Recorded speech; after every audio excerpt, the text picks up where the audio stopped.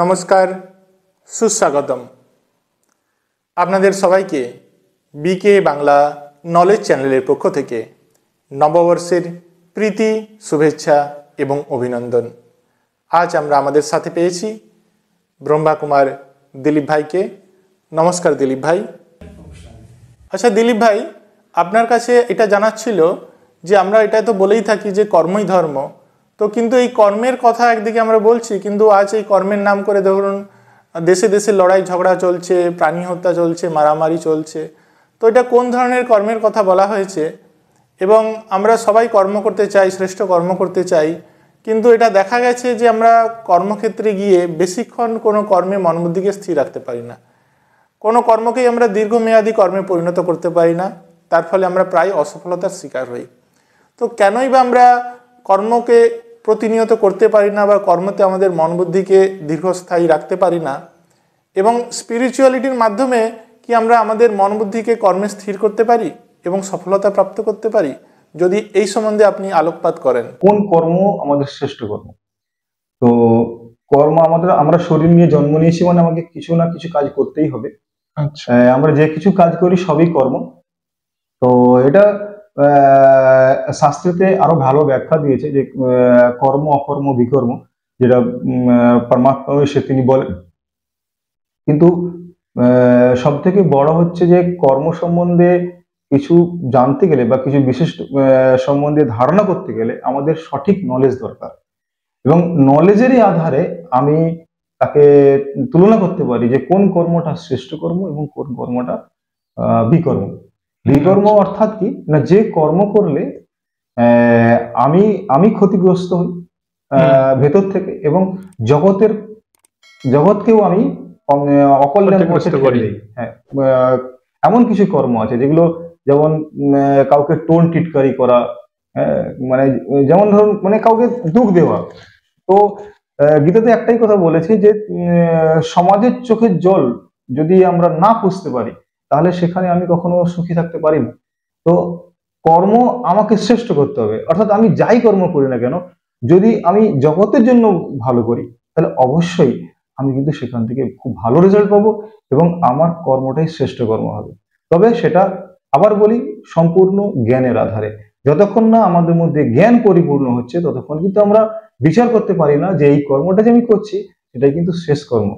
কারণ গীতাতে যিনি পরমাত্মা এটা বিশেষ উভয়ে উল্লেখ করে গিয়েছেন যে কর্মই শেষ কথা, কিন্তু কর্মের সঙ্গে ধর্ম, আধ্যাত্মিকতা খুব জরুরি। গীতাতে একটা বলা আছে যে আপনি যা কিছু কর্ম করবেন তার ফলের আশা করবেন না। তো এর পিছনে লজিক কি আছে? লজিক এটাই যে আমি যদি কোনোদিন গাছ লাগাই, তো অবশ্যই গাছ, যদি আমি তার ঠিক মতো যত্ন নেই, তো অবশ্যই কিন্তু সেই গাছ একদিন আমাকে ফল দেবেই। এটাই বিধির বিধান। তো আমি যখন ভালো কর্ম করতে যাব, তো যখন আমি কর্ম করে ছেড়ে দিলাম, কাউকে আমি উপকার কিছু করলাম, তাহলে এই বিধির বিধান আছে যে তার রিটার্ন আপনি একদিন না একদিন পাবেন। আচ্ছা, এবার কিন্তু বর্তমান সমাজের মানুষের ক্ষেত্রে সাধারণ মানুষ তারা তো আর ধর্ম সম্বন্ধে যত বোঝে না বা জানে না, বা সঠিক নলেজ না থাকার কারণে তারা কি করে, তৎক্ষণাৎ ফলের এক্সপেকটেশন করে যে আমি এখনই যেন আমাকে রেজাল্ট চাই। আচ্ছা, যখনই কর্ম করে আমি যদি তৎক্ষণাৎ ফলের আশা করি, ফলে কি হবে, আমার মন কিন্তু কর্মের দিকে থাকে না, আমার মন কিন্তু ফলের দিকে চলে যায়। আচ্ছা, যখন আমি মন ফলের দিকে এক্সপেক্ট করে যাই, ফলে আমি নেক্সট যে কর্ম করব তার প্রতি আমার ফোকাস থাকে না বা সম্পূর্ণ লেবার আমি দিতে পারি না। ফলে কি হয়, আমার মন কিন্তু সবসময় চিন্তাগ্রস্ত থাকে যে আমি কেন আমাকে এই ফলটা দেওয়া হচ্ছে না। হ্যাঁ, ফলে যখনই চিন্তাগ্রস্ত হয় তখনই অটোমেটিক মানুষ তার আন্তরিক শক্তিকে ধীরে ধীরে নষ্ট করে ফেলে। ফলে সে লংজিভিটি কর্ম সে করতে পারে না, বা শ্রেষ্ঠ কর্ম যেটা তার মধ্যে দক্ষতা আছে অলরেডি, সে পারবে চাইলে, কিন্তু সে পাচ্ছে না। তার একটাই কারণ, সে অতিরিক্ত আশা করে ফেলছে যে আমি এত ভালো কিছু কর্ম করলাম, আমাকে কেউ সাবাসী দিল না, আমাকে কেউ বোনাস দিল না, আমাকে কেউ ভালো বললো না যে তুমি খুব ভালো করেছো। তো এই যে আশা, ছোট ছোট এগুলো খুবই ছোট জিনিস, কিন্তু এই ছোট ছোট থেকেই আমার মানসিক একটা ডিপ্রেশন, একটা চাপ তৈরি হয়। তো সেগুলোকে যদি আমরা ছাড়তে পারি তাহলে আমরা আর অনেক ভালো বেটার আমরা সমাজকে দিতে পারবো, ভালো কর্ম করতে পারবো। আর কর্মের সঙ্গে আধ্যাত্মিকতা দিকে জুড়ে দেওয়া যায়। আধ্যাত্মিক মানেই হচ্ছে যে পরমাত্মাকে সাথী বানানো, আধ্যাত্মিক মানে অন্য কিছু আদার কিছু নয়, যে যিনি শ্রেষ্ঠ, যিনি রচয়িতা, তো তাকে যদি আমি সাথী বানাই, কারণ আমার সাথী যত ভালো হবে দেখবেন যে কোনো জিনিস খুব সুন্দর হয়।